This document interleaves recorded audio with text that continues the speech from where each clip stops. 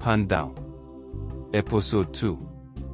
We did our best, but our best was just not enough. We were sent back to Accra and they brought in another man. The conflict escalated because of the gruesome murder of the king. I was in my room one hot afternoon when our general sent for me. I quickly rushed to his office to find out the reason behind the urgent call again. When I got to his office, he was looking so serious and furious. I saluted before saying, "You called for me, sir. Why did you kill the king?" The general said, "Excuse me, sir. I don't understand, sir," I replied. I said, "Why did you kill the overlord of Bimbila?" He asked back screaming, "I still don't understand. I know the king was killed. In fact, we tried our best to find the killers, but then it became necessary for us to leave for another team to take over. That's all I can say and remember, sir," I said. Bullocks, here the autopsy report forwarded to my desk indicated that the bullet that shot the king actually came from your rifle, I mean your weapon. I demand answers now or you face the martial court. The general said, placing a file before me furiously. I was shocked to the bone when I glanced through the document. "Sir, I swear I know nothing about this. What happened was that, before we were deployed, I exchanged my weapon with Vanessa. In fact, the day the news broke that someone has shot the king, we were together. I don't know how it all happened, sir," I said with almost tears. "You what? You gave your gun to someone else?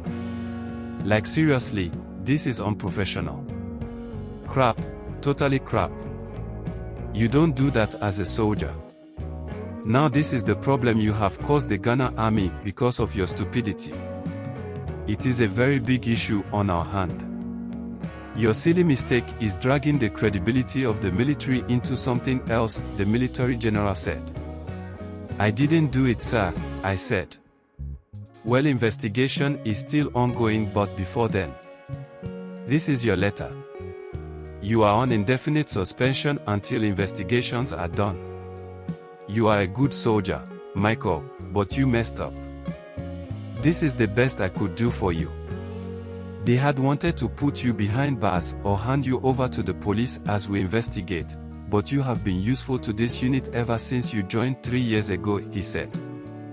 I couldn't believe my ears. Sir, you can't do this to me, I am innocent," I said. "I'm sorry, Mike, you will have to leave my office," the general said. I took the letter and left in tears. I went to Vanessa's flat to check her out, but she was nowhere to be found. I tried all her lines, but they were off.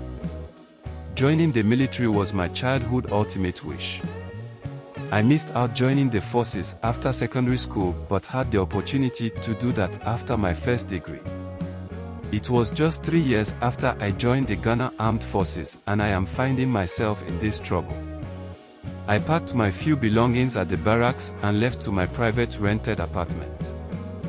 I was a confused man because, when I look back at the responsibilities at home I am to take care of, and losing my job at this crucial point, I can only pray for that miracle to happen so the whole truth about the murder of the king will come out. Telling my parents in the village that I have been suspended from the military was not an option here. That will make matters worse because I am the only breadwinner of the family. I drank my heart out the whole of the week. Sometimes my mind tells me to end it all by committing suicide, but then again, dying will never solve the problems either. The only option is to use my first degree in computer science engineering to get a job as soon as possible. I distributed my CV and letters to some selected companies hoping for a call-up for an interview, but none came.